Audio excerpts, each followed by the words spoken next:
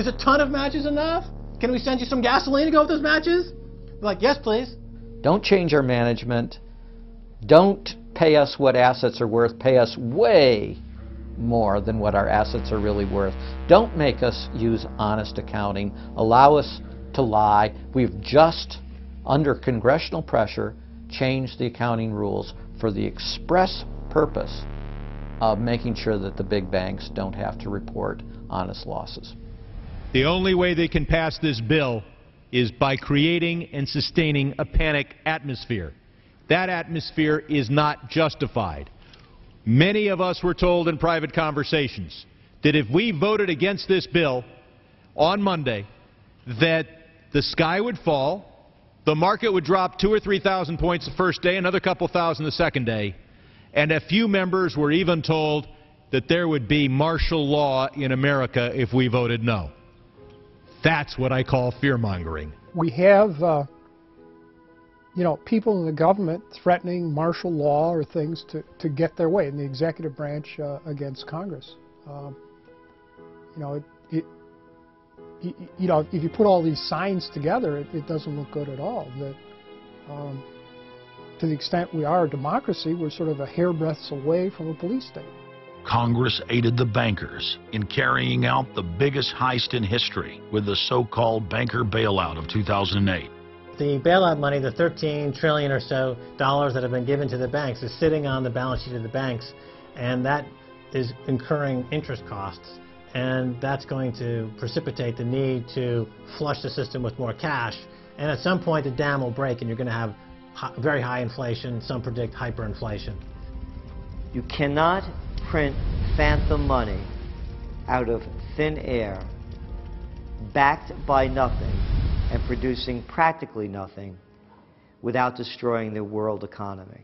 So unless we cut out the toxic funds, the toxic elements of this economy, every time we put in money on this bailout, it's just feeding the fire. It's not making things better. What should have happened is that those banks and investment banks should have been seized. They should have been seized by the Federal Deposit Insurance Corporation. Those are zombie banks. The Chase Manhattan, J.P. Morgan Chase, Bank of America, Citibank, Wells Fargo, Wachovia, so on down the line, to AIG in the insurance realm. These are zombie institutions, insolvent, bankrupt. The only thing to do with them is to seize them, put them through Chapter 11 bankruptcy. That'll probably turn into Chapter 7 bankruptcy, liquidation. And above all, triage the derivatives on their books.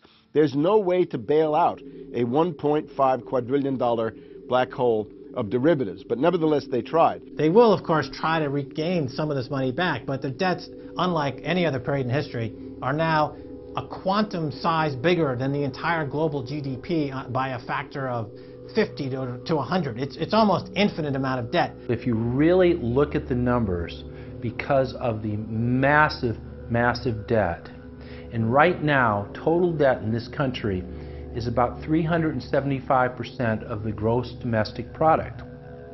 And that's not including derivatives. If you put the derivatives in, it's probably 20 to 30 times gross domestic product. It's beyond what anybody has ever even considered. While they were looting North America into the ground, the international banking syndicate was simultaneously executing the same scam in over 100 other nations. So who got the money? To financial institutions in Europe and other countries. Which ones? I don't know. $500 billion and you don't know who got the money? Well, Obama's got one difficulty with this Congress. It's the number of freshman Democrats that got elected. Many of these people know that they got their seats from, and many of which got seats in the Senate and Congress from long-held Republican seats. They know that the people back in their states and in their constituencies will not tolerate this any longer. So up against the Republicans and the blue dog Democrats are these freshman congressmen, Democratic congressmen and senators, and they're not, they don't seem like they want to go along with the program. So if there's any hope, it'll come from these freshmen. The Constitution says no money shall be drawn from the Treasury but in consequence of appropriations made by law. Do you money think, was not drawn from the Treasury. Well, let's talk about that. Do you think it's consistent with the spirit of that provision in the Constitution for a group like the FMOC to hand out $500 billion to foreigners without any action by this Congress? Congress approved it in the Federal Reserve Act. When was that? Quite a long time ago. I don't know the exact date. 100 years ago? The original act is 1914, I believe. I don't know whether this provision was in 1914 or not, but the Federal Reserve Act was in 1913. All right, and at that time, the entire gross national product of this country was well under $500 billion, wasn't it? I don't know. Is it safe to say that nobody in 1913 contemplated that your small little group of people would decide to hand out $500 billion to foreigners? What the bailout legislation really did was give a blank check backed up by U.S. taxpayers to offshore mega banks. Of course, Congress has oversight. If you read the Constitution, our founders were very clear. Anything to do with taxes and money is put into the hands of both houses of Congress together. Both houses of Congress together must approve it. Because it's a buck, because that's why we fought the revolution. Taxation without representation was part of it. Foreign banks, Société Générale of France, about 10 billion for a French bank. Deutsche Bank of Germany. Did Deutsche Bank need the money? How much did they get from the bailout? Well, they told us they got $12 billion from the bailout. And Barclays Bank of Britain, 10 billion. So you're up to almost $50 billion to bail out a series of foreign banks that were derivatives counterparties of AIG, plus Goldman Sachs. This is the biggest swindle, not only in the history of the United States, this is the biggest swindle and transfer of wealth in the history of the Western countries.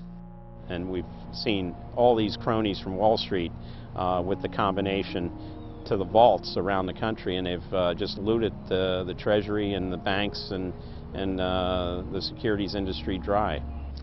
This is by probably an order of magnitude the biggest fraud in history. Over the next 10 months, $23.7 trillion was stolen from the U.S. Treasury. The gentleman from North Carolina, Mr. McHenry. Thank you, Mr. Chairman. And the tune of $23.7 trillion worth of taxpayer exposure for the bailouts is quite striking. The calculation right now is that with Obama,